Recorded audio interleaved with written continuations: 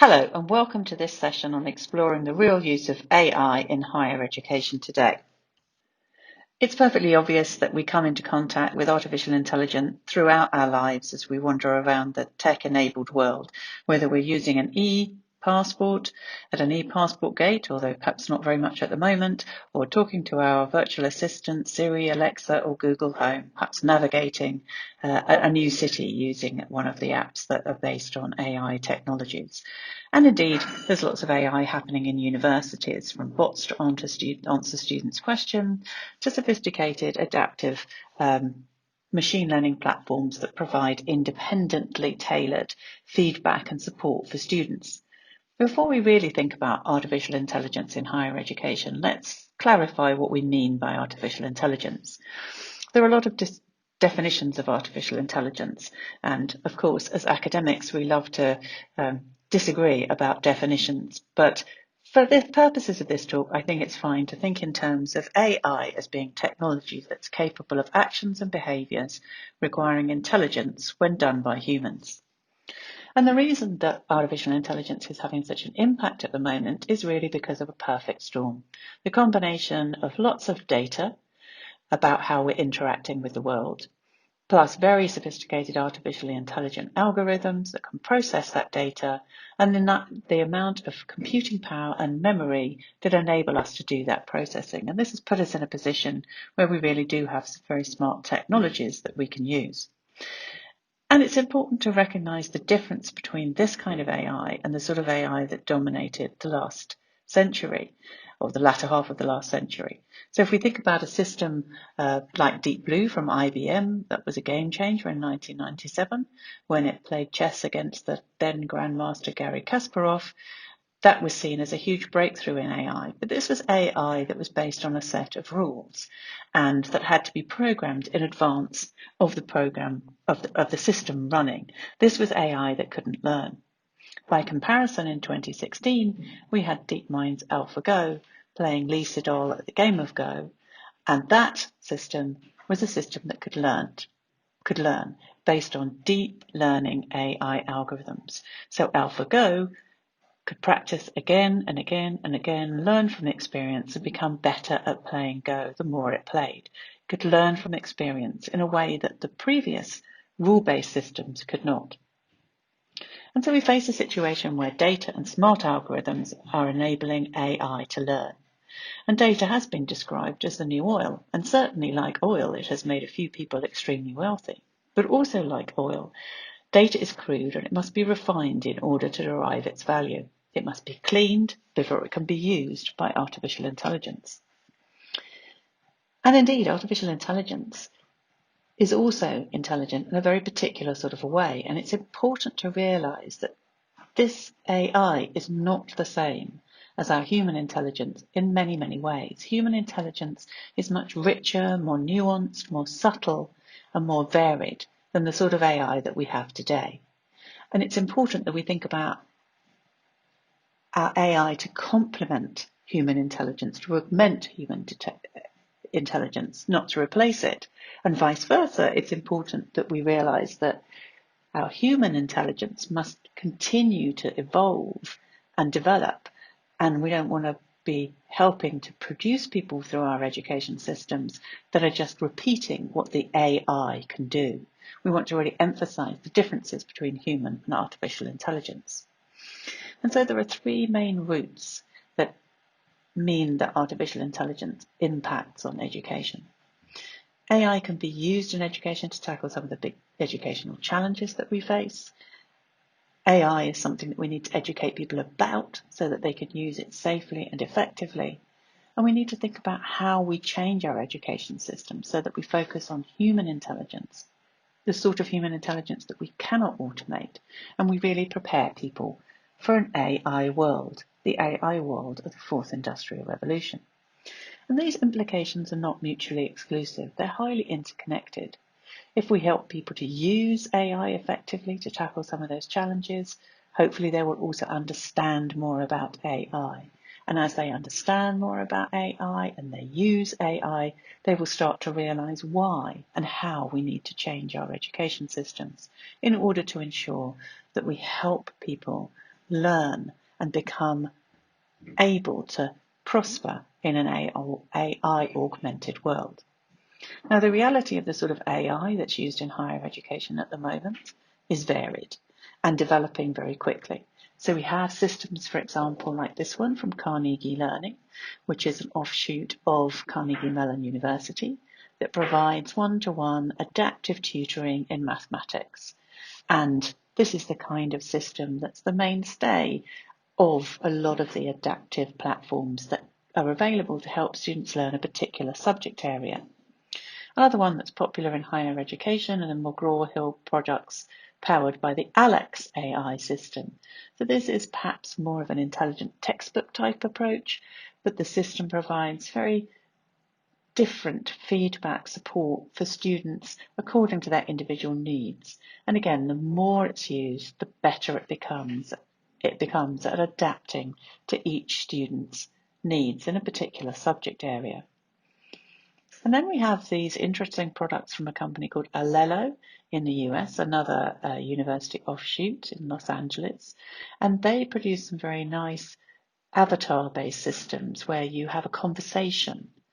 You speak to the computer and the avatar answers. So this is a product called N-Skills that can work on any browser wherever you are in the world. And it's for helping students understand how to speak good English. And you pull up your browser and you start having a conversation with the avatar in N-Skills. And as you have the conversation, your English language speaking and listening is improving. Now, a different type of artificial intelligence that's certainly available and being used in higher education are the sort of recommendation systems. So these are systems that don't provide tutoring in a particular subject area, but that provide recommendations about the sorts of resources that would be useful for you as a student if you're the learner, or for you as an educator if you're the person teaching a group of students, so that you find the resources that are most suitable for your needs. And there are interesting examples of different uses of AI that we can see in other parts of the world. For example, at the University of North Georgia, they have a system called Ask Nigel, which is a bot that sits on the home page and you can find out information about different courses. So it's a first-line question answering system. And then a much more sophisticated example from University of Southern California with the SimSensei system, which is a mentor, a counselor in the shape of an avatar. You can see her sitting in the chair, who interacts with students and provides emotional support. And you can see from the interface there that the AI is looking at the student's face, is analysing facial expressions, and will be listening to the student's voice, and from that picking up emotional cues, information that it can pass to the avatar that are then used in the conversations that the avatar has with the student. And finally, I think it's important to remember that it's not just about helping students to learn a particular subject area or indeed supporting them emotionally, both of which are very important, but we can also do something to support their cognitive fitness. This is an application from a company called My Cognition that was originally built for use in the NHS as a tool for helping people to deal with anxiety. It was developed by someone who had spent a lifetime professionally developing pharmaceuticals to deal with depression, and he felt that actually it would be really great to build something that might do something to prevent so many people needing antidepressants. So he came up with this tool. You're assessed on your executive functioning, your memory, your speed of processing, and then you play a game called Aquasnap. You can see some pictures of it on the screen, and there's a use of AI in there to help the system adapt to your individual needs. So as you play the game, if you need more time improving your speed of processing, then you'll be focusing on those activities as you play through the game. It's a system I use. I really like it. And now let's look at the potential. That was the reality. That's what's out there now. But things are changing very quickly. And I think as we look at the potential, we need to look at it in a way that has a vision, a pedagogically driven vision. As I've already said, data is the power behind AI, and it can also be the power behind human intelligence and the way that we continue to enrich and develop human intelligence. We can collect masses of data as students interact, as they learn, as they go about their lives.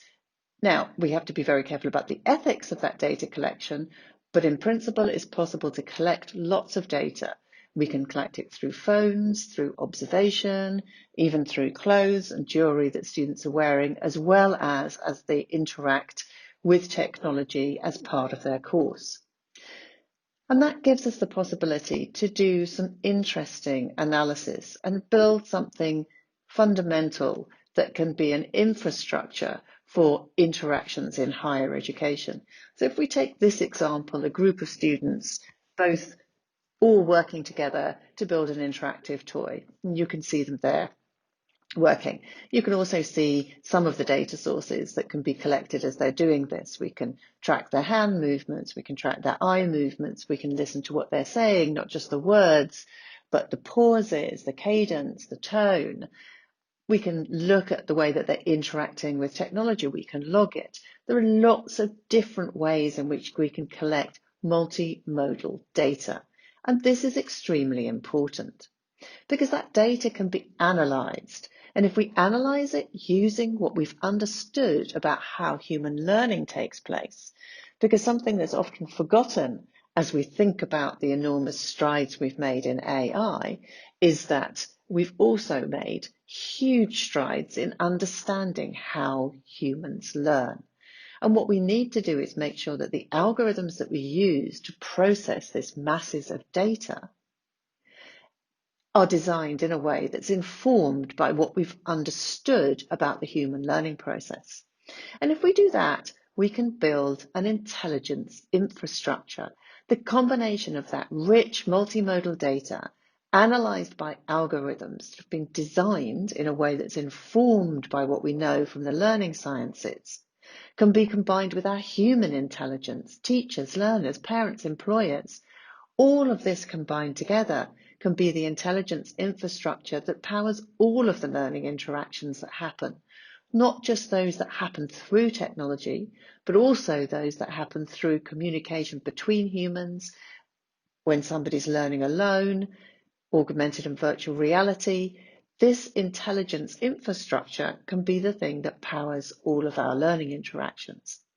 And if we think about AI in that way, rather than in the terms of the individual AI devices, then you can see an interesting vision, a vision through which we can ensure that lecturers, teachers are fully aware of the needs of their individual students, and that learners themselves are much more self-effective and understand much more about their learning needs. And then we can target the AI very appropriately to meet those needs.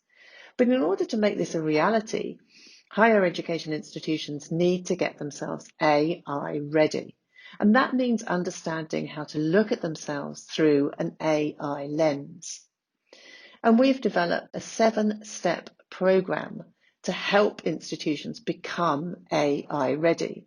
We've been testing this for the last 4 years with organisations in different areas of education, and it really does help them to get ready, to understand the data they already have, to understand the challenges that they're facing in a very detailed way through leveraging AI techniques. And that then can help demonstrate precisely where the AI needs to first be applied in your organisation and make much better decisions about how to buy, apply and use AI.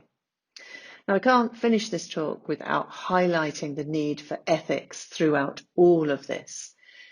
We must behave in a way that is grounded in rigorous ethical principles. And that's why I co-founded the Institute for Ethical AI in Education, because I believe that we have to be careful about this and we have to make sure education gets special attention.